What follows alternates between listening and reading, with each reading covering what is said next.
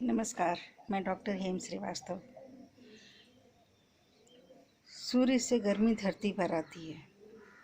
आधे दिन ये गर्मी धरती पर आती है और वो वाली गर्मी धरती को मिलती है। लेकिन जैसे ही आधा दिन बीता, यानी कि दोपहर के बाद, यही गर्मी जो धरती ने सोख रखी है आधे दिन में, उसको फिर छोड़ना या रेडिएट करना शुरू करती है, उसको वापस अंतरिक्ष की ओर भेजना शुरू करती है। यही वजह है कि कितनी भी गर्मी के दिन हों, हम 12-1 बजे तक की गर्मी को बर्दाश्त कर लेते हैं, लेकिन उसके बाद की गर्मी को हम नहीं झेल पाते, क्योंकि गर्मी का जो आक्रमण है वो 2 तरह से होता है। एक ऊपर से होता है सूर्य की ओर से, और दूसरा होता है वो धरती से वापस आती हुई गर्मी। तो ये दोहरी गर्मी सेकेंड हाफ, दिन के सेकेंड हाफ को, यानी कि द्वितीय हाफ को, आधा समय को ज़्यादा गर्म बना देती है।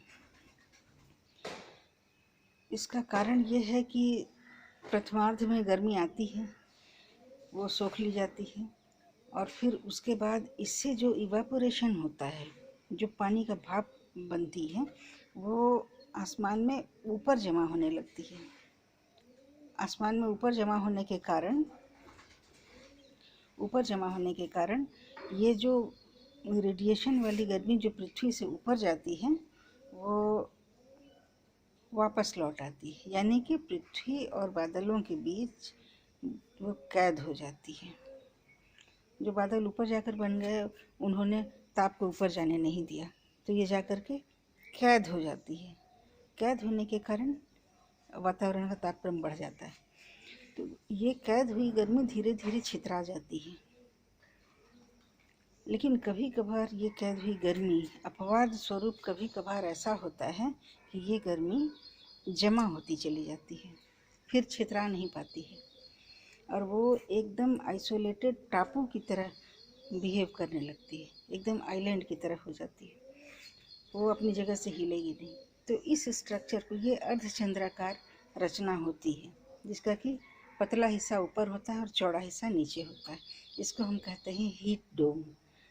तो ये कभी कभार होता है, और जहाँ जनसंख्या है वहाँ पर अगर ऐसी रचना जमा हो जाए, ऐसी रचना बन जाए, तो बड़ी भारी गर्मी बड़े लंबे समय तक रह सकती है, जो कि बहुत धीरे धीरे छितराएगी और धीरे धीरे ख़त्म होगी। तो भारत में भी दिल्ली में ऐसा एक हीट डोम बना था 1915 के आसपास,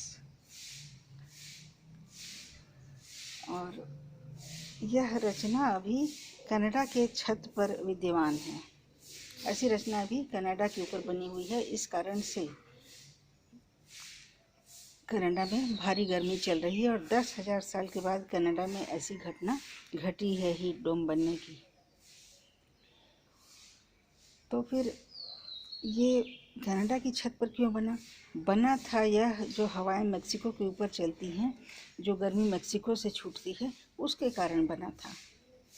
लेकिन अब ये जो हीट डोम बना, ये वेस्टर्ली हवाओं के प्रकोप से ये बह करके कनाडा की छत पर जाकर वहाँ फिक्स हो गया। तो इसलिए कनाडा में बेतहाशा गर्मी है। वहाँ का तापक्रम जो कि 16-17 डिग्रीज रहा करता था औसतन, वो अब 48-49 डिग्रीज है, और इससे भी आगे जा सकता है। तो हम समझें कि ये हीट डोम एक घटना है जो कि मूलतः प्राकृतिक कारणों से है। हाँ, कुछ एडेड इफ़ेक्ट ग्लोबल वार्मिंग का हो सकता है। फिर मिलते हैं। जय हिंद, जय भारत।